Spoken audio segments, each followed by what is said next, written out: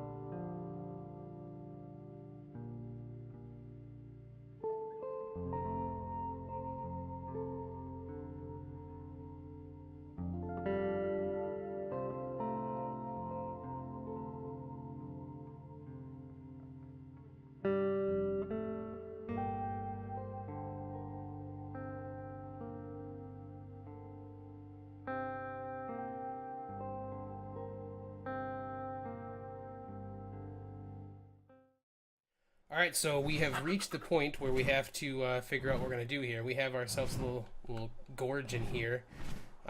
It looks like we'll probably have to go around, which we can do. It's just now we have to pick out which way we're going to go. I'm thinking we probably swing to the left here. So we're just kind of surveying the land real quick to see. We actually might have to go down to the mouth there to get around and back up. I think that's going to be the best option. So that means we have to kind of sidetrack ourselves a little bit and follow down that wall so we can get across there, because otherwise there's no getting down around this piece right here.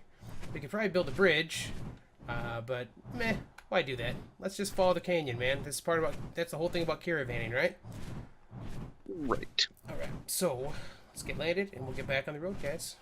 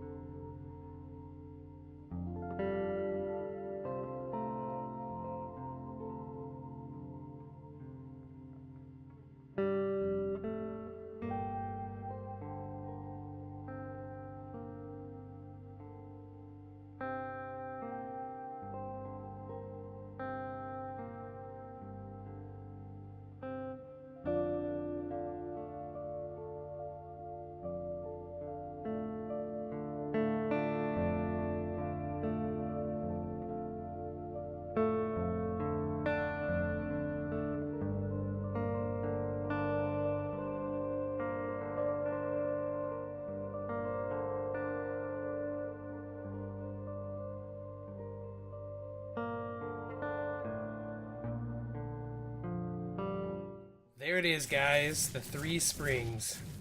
This is where we decide to build our base. So we're going to get these guys kind of in this area. We're going to try to be careful to keep them a little outside because we're going to get some building done today as well. So I'm going to just pull this bad boy up on the side here. And then we're going to have to clear, I'm going to have to go out through and clear all this area up. So before we do that, though, let me just get up in the air and we'll show you guys kind of what we're thinking about out here. Uh-oh. Red might be stuck in the fence. Alright. That's right.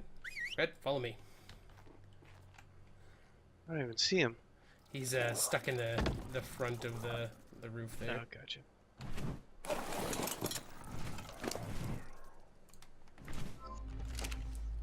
Alright. Let me get this wolf out of the way first.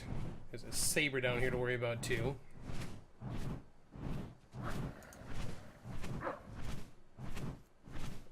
So let me get up in the air here real quick, guys, so I can show you kind of what we're talking about, what we thought, why we wanted to build over here, aside from the fact there's 3 springs.